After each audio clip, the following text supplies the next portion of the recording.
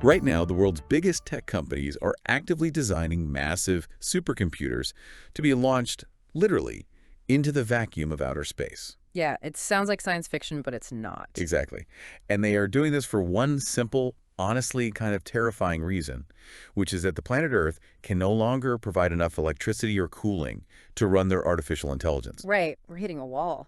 So, welcome to the hidden high-stakes architecture of the 2026 AI economy. Today, we are taking a custom-tailored journey directly into the plumbing of your digital life. The invisible pipes, basically. Yeah, the stuff you never see. And we've curated a massive stack of sources specifically for you, spanning from, granular semiconductor market analyses in Rebound Electronics and the AI Journal, to live on-the-ground courtroom coverage from local news matters in GeekWire. Plus some incredibly revealing leaked product roadmaps. Right, from 9to5Mac, XAI, and MarketWire. Yeah. It is a phenomenal stack of intelligence. I mean, when you look at these sources collectively, they paint a picture of an industry operating at a physical and financial scale that it's almost difficult for the human brain to process. It really is. We are actively witnessing the fastest and most expensive infrastructure build-out in all of human history, period. Okay, let's unpack this because our mission for this deep dive is clear. Yeah.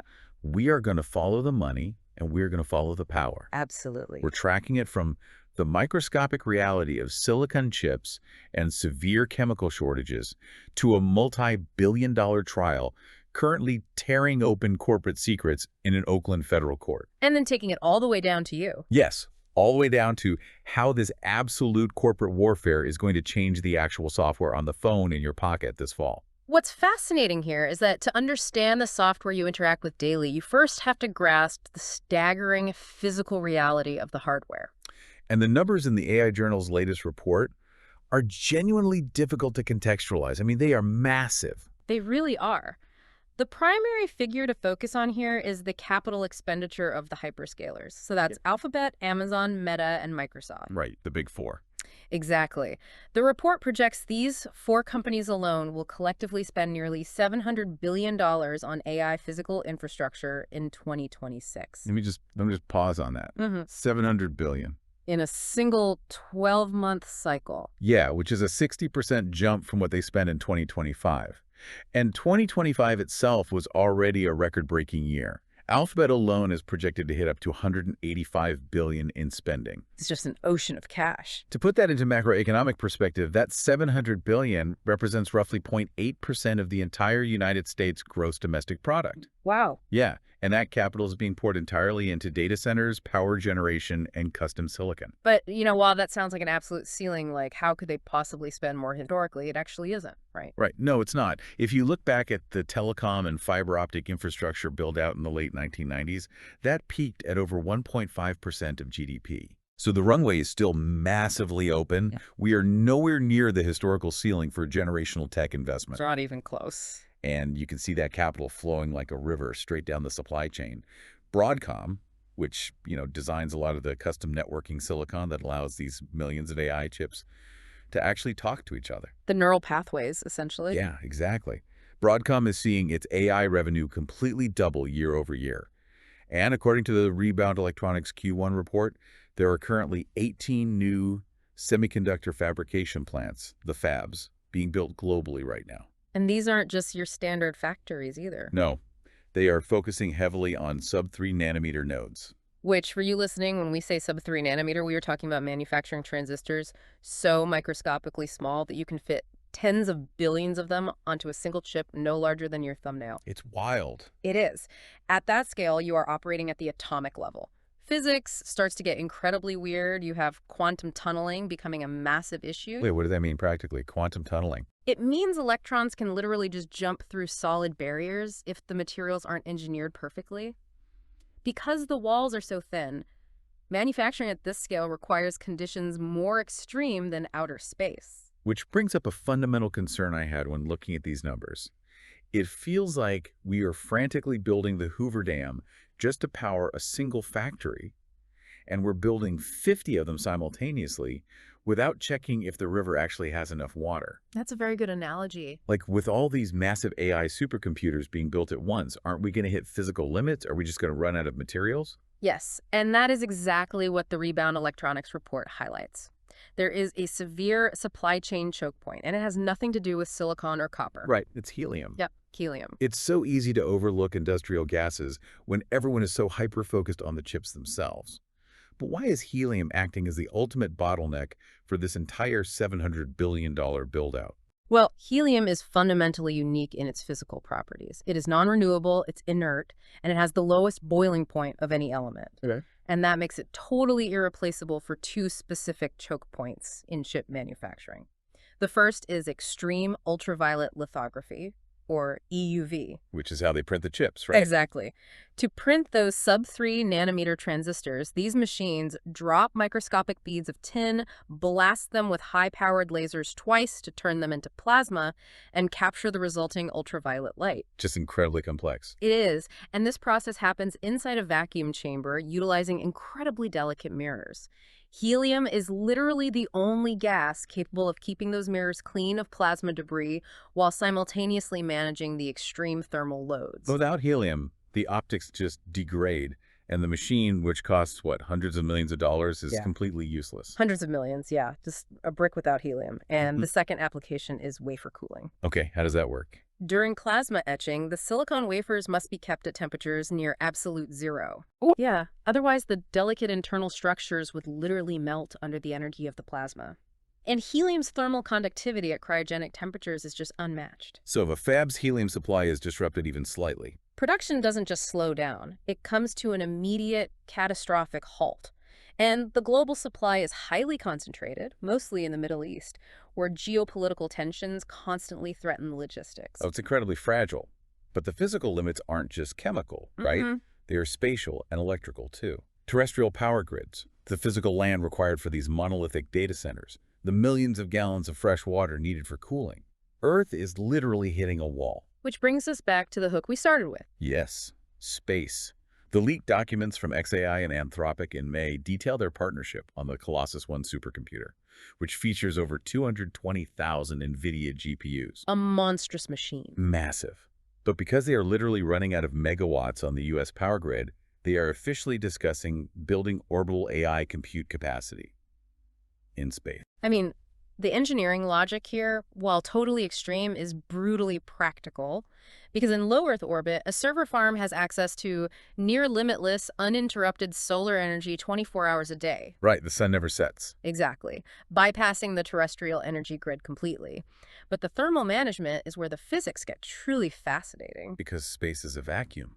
Yeah. You don't have air to glow across a heat sink. Precisely the issue. On Earth, we use convection. Fans blow cold air, or pumps push cold water to carry heat away from the processors. In the vacuum of space, there is no air to carry the heat. So how do you cool a massive supercomputer in orbit? The only way to remove heat from an orbital server is through thermal radiation. You have to emit the heat as infrared light deep into the cosmos. That is wild. It requires engineering massive, highly complex radiator panels. It fundamentally changes how you build a computer. So if you think about it, when hyperscalers are burning $700 billion on orbital servers and fighting over finite reserves of terrestrial helium, they simply cannot afford to be philanthropic. No, not at all. The financial stakes are entirely existential. And that massive, crushing financial pressure is exactly why a federal courtroom in Oakland is currently tearing apart OpenAI's nonprofit origins. Right, let's pivot to that. The civil trial between Elon Musk and OpenAI and its CEO, Sam Altman. It provides a completely unvarnished look at how that financial pressure dictates corporate behavior. It's just bare-knuckle capitalism at this point. Exactly. Musk's core legal argument here is that OpenAI was founded as a nonprofit research lab to benefit humanity, and that it has been illegally captured and morphed into a closed-source, for-profit behemoth. Designed specifically to enrich insiders and its primary financial partner, Microsoft. Right, and the testimony under oath has been phenomenal to read. It really has. Former OpenAI chief scientist Ilya Sutskever just testified, and his timeline of the early days is incredibly revealing. He testified that Musk originally invested roughly $38 to $44 million into OpenAI when it was still a pure nonprofit. Which is a huge sum, but in this space, it goes fast. Exactly. Because around 2017, the internal panic really set in. OpenAI realized that to actually compete with Google's DeepMind, they couldn't just rely on brilliant researchers, they needed raw, brute force compute. And they needed the massive hardware infrastructure we were just talking about. The chips, the cooling, the power. Right, and compute requires capital. Lots of it. Sutskever testified that when the founders realized the sheer scale of the hardware required, they began floating outlandish ideas to acquire processing power. Now, Musk was not necessarily opposed to creating a for-profit arm to raise this massive capital. But there's a catch. A big one. He demanded total operational control and a majority of the economic interest to ensure the AI remains safe under his purview. Right, he wanted to be the sole arbiter of safety. And when the rest of the team refused to hand over unilateral control, Musk just walked away in 2018. Leaving OpenAI entirely desperate for cash to buy compute. So what happens? Microsoft steps in. Over the next few years, Microsoft invests a cumulative $13 billion. Which completely changed the dynamic. Completely. Yeah. But here is the most staggering piece of evidence revealed in the trial. It was an internal Microsoft's planning memo from January 2023. This document shows Microsoft projecting an astonishing $92 billion return on that $13 billion investment. $92 billion. Yeah. That internal projection fundamentally recontextualizes the entire partnership. It's not a charity project. And it also casts a harsh light on the infamous events of November 2023. Oh man, when the OpenAI nonprofit board abruptly fired Sam Altman, it was the most chaotic weekend in modern tech history. Oh, without a doubt. And Sutskever's testimony finally puts the pieces together under oath. He testified that he personally prepared a report accusing Altman of a, quote, consistent pattern of lying to the board. Wow. And creating a corporate environment that was deeply detrimental to building safe artificial intelligence. So the board fired Altman on a Friday. But within 72 hours, facing a massive employee revolt orchestrated with heavy backing from Microsoft, the board completely capitulated. Yeah, Sutskever admitted on the stand that rehiring Altman was essentially a Hail Mary maneuver simply to prevent the total destruction of the company's valuation. And the casualty of that Hail Mary was AI safety itself. Sadly, yes. Because the sources note that the OpenAI superalignment team, which was the specific internal group dedicated to researching how to control these incredibly powerful, godlike models, that team was quietly disbanded shortly after Sutskever himself permanently left the company in May 2024. It perfectly illustrates the central tension Musk's lawsuit is trying to expose. When a stated nonprofit mission to protect humanity collides directly with a $92 billion projected corporate return, The money wins. the financial imperative almost always wins. Now wait, I have to push back here on the narrative that Microsoft's CEO, Satya Nadella, tried to spin on the witness stand. Oh, please do. Because he described Microsoft's early relationship with OpenAI as a loss leader arrangement. He literally told the jury, it has worked out well because we took the risk, painting Microsoft as this benevolent corporate sponsor, taking a wild gamble on a fledgling startup. All right. But look at the actual deal terms revealed in the GeekWire coverage. Microsoft secured an exclusive license to commercialize all of OpenAI's technology. They secured the right to embed their own employees directly inside OpenAI's offices. And crucial to this whole timeline, in 2025, they successfully eliminated the profit caps on their returns. Which changes everything. Yeah. That sounds less like a charitable risk and more like a slow-motion corporate takeover. Oh, I love this pushback. And your skepticism is entirely validated by the internal communications presented at trial. GeekWire reported on a specific, highly confidential email from Nadella dating back to April 2022. What did it say? In it, Nadella explicitly outlined his greatest strategic fear. He was absolutely terrified that Microsoft would become the next IBM in this arrangement, while OpenAI became the next Microsoft. Oh, wow. The historical parallel there is absolutely brilliant and totally brutal. It really is. For you listening, if you don't know the deep history of the 1980s personal computer revolution, IBM built the physical hardware. They spent the capital to build the massive machines. Right. But they made one fatal, historic mistake. They allowed a tiny, scrappy startup called Microsoft to provide the operating system software. And crucial to the story, they let Microsoft retain the licensing rights to that software. Yep. And we know how that ended. Microsoft ended up owning the entire high-margin software ecosystem and became a trillion-dollar empire, while IBM became a commoditized, low-margin hardware vendor. And Nadella is an astute student of tech history. He recognized the exact same dynamic playing out. He was paranoid that Microsoft was going to be the dumb utility provider here, spending the $700 billion to build the data center, secure the helium, launch the space servers. While OpenAI just sat comfortably on top, capturing all the high-margin software value through their API. Exactly. And this deep-seated paranoia drove Microsoft to aggressively micromanage its investment. I mean, the testimony revealed Microsoft actually used its leverage to veto potential OpenAI board members. Really? Like who? They specifically rejected former Google Cloud CEO Diane Greene and veteran gaming executive Bing Gordon solely because they possessed ties to Microsoft's competitors. So they were actively shaping the board to protect their interests. Entirely. So if we connect this to the bigger picture, if we follow the money to its logical conclusion, hyperscalers are burning $700 billion a year on infrastructure. Microsoft is actively defending a $92 billion projected return in federal court. That massive amount of capital cannot just exist theoretically on spreadsheets. No, it has to be recouped. It has to be. Yeah. To pull a $92 billion return out of the market, you have to extract it directly from the user's daily habits. You have to rewire the consumer interface. Which brings us precisely to the final component of this architecture, how the AI economy is aggressively rolling out new mechanisms to monetize your attention. According to the Market Correct report, as of May 5, 2026, OpenAI officially flipped the switch. They launched the ChatGPT Ads Manager for all U.S. businesses. The era of the ad-free, pure AI oracle is officially dead. It's over. But it doesn't look like the internet we're used to, right?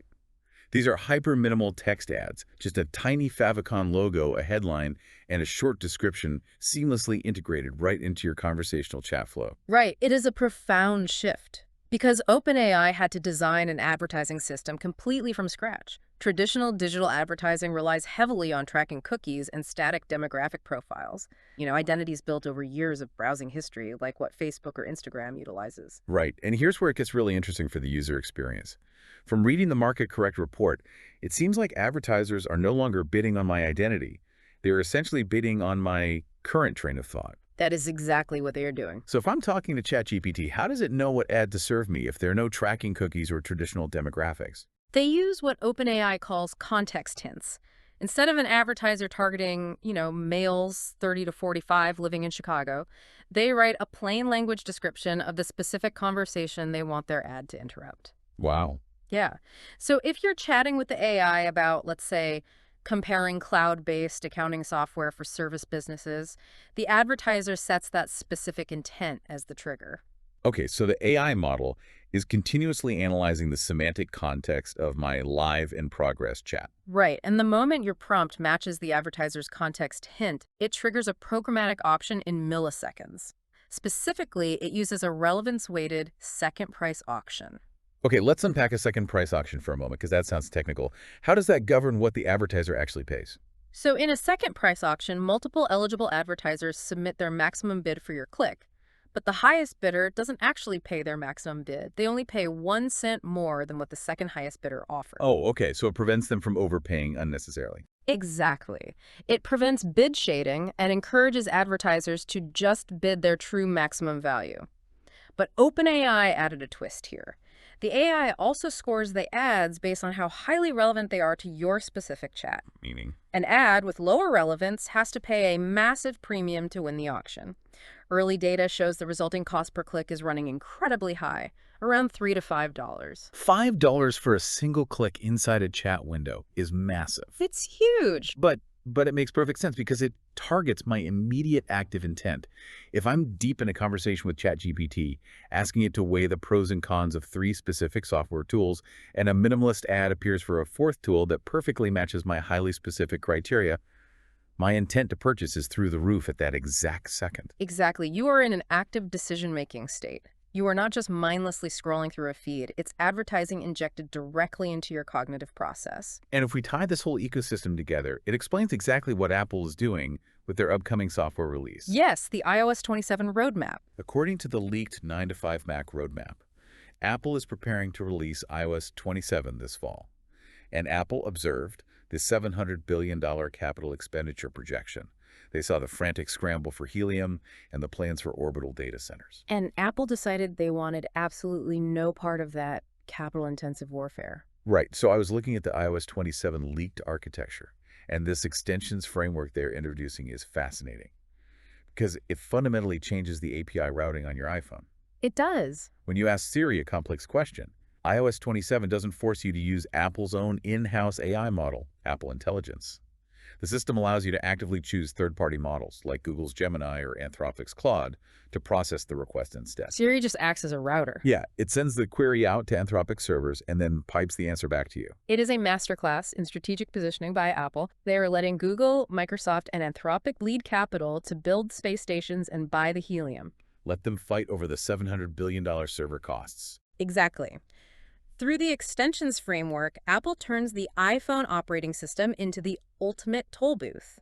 They retain total control over the user interface, the hardware, and most importantly, the customer relationship. While someone else pays the compute bill. Right. Apple simply collects a lucrative toll, likely a massive cut of API usage fees or ad revenue, for granting those third-party models access to Apple's billion-plus users. And the user experience is going to be incredibly surreal. According to the roadmap, Siri will actually utilize entirely different distinct voice profiles depending on which AI model is currently answering your query. Yeah, that's a brilliant detail. So if Apple's local on-device system is handling a basic request, like setting an alarm, it's the familiar Siri voice. But if the system routes your query to Claude to write a complex research email, a completely different voice personality speaks to you. Your phone just becomes a vessel for multiple distinct AI entities. It really does. Which brings the entire narrative full circle. From the macroeconomics of global supply chains down to the intimate auditory experience of the device in your hand. Right.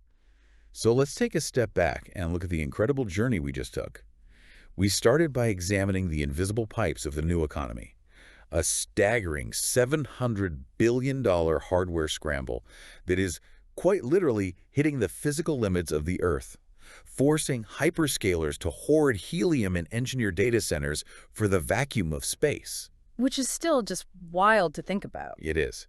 And then we followed the crushing pressure of that spending into a federal courtroom in Oakland, watching billionaires fight tooth and nail over a projected $92 billion return, terrified of repeating the historical mistakes of IBM. Paranoia at the highest levels. And finally, we saw how that immense financial pressure cooker forces monetization directly onto your screen, with ChatGPT analyzing your active thoughts to serve $5 ad clicks, while Apple's iOS 27 turns your phone into a lucrative toll booth for competing AI personalities. The invisible infrastructure of your digital reality is being aggressively and fundamentally rewired right in front of you. It really is. Yeah. Which brings us to the end of our custom deep dive today. But before we sign off, I want to leave you with one final lingering thought to explore on your own. Yeah, this raises an important question regarding human psychology. If we look ahead to this fall, when iOS 27 launches and Siri starts utilizing distinct, recognizable voices to represent different AI models, the dynamic really changes. How so? Well, if we are interacting daily with multiple, highly capable AI minds natively on our phones, having deep conversations, solving complex problems, receiving personalized advice, will we eventually develop deep emotional loyalties to specific AI personalities rather than hardware brands? Oh, wow. In the very near future, will your decision to buy a smartphone be based on the quality of the glass, the titanium, and the logo on the back of the device? Or will it be based entirely on which AI companion is legally allowed to live inside it? That is a fascinating shift to think about. Here's where it gets really interesting. We only ever notice the plumbing when a pipe bursts.